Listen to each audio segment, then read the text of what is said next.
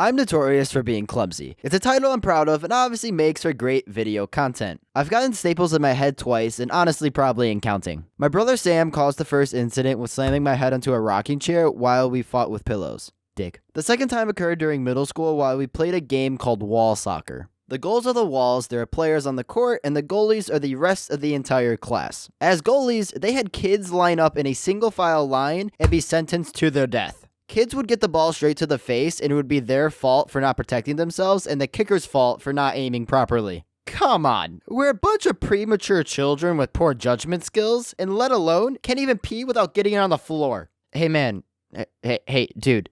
I was on the court playing soccer where the incident took place. The ball was kicked in the corner, so I ran over. My brilliant-minded self refused to tie my laces and tripped while trying to dribble the ball back. I fell on my butt, kicked the ball away to my teammate, tied my shoes, and then stood up directly into the cage of a fire alarm. My head caught the sharp corner of the wire guard, which was sticking out. I felt the impact, but there was no initial pain because of my adrenaline. The problem is, when I stood up again, my adrenaline dwindled away. I was completely disoriented to what I was doing, where I was, and didn't even realize the whistle was blown to rotate positions. I felt like I was drunk, but have absolutely no idea what that's like, so I would compare the amount of nausea to being kicked in the balls. For females, I can't exactly compare. It wasn't until I stopped walking where I hit a brick wall and felt an oozing liquid drip on my neck. I went over to the teacher with my bloody hand and cried that I needed to go to the nurse's office immediately. Do you know that this man had the audacity to ask,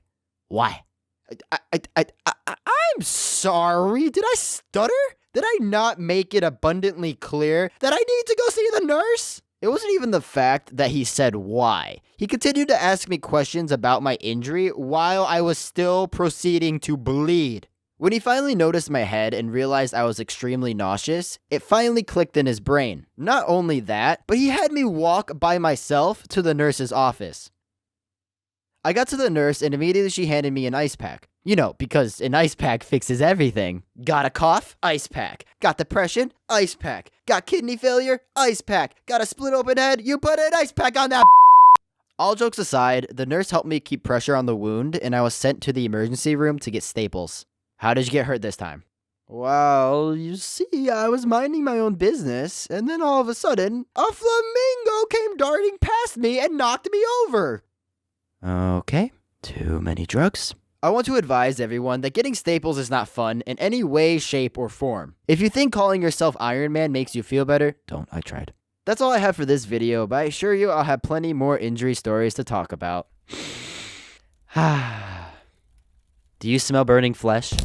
Hey everyone, welcome back to the outro. This is probably my 7th or 8th take because I keep messing up, and all I'm trying to say is thank you all so much for over 1,000 subscribers. That's a crazy amount again of love and support you're giving to this channel, and just all I can really say is thank you. And in this video, I did have a lot of audio sync issues, so it took a while to get out, but I'm glad it's out. I hope you enjoyed. Do whatever you want. Like, subscribe, jump in the air. I can't possibly make this any more awkward. Okay, well, love you all. Asiago.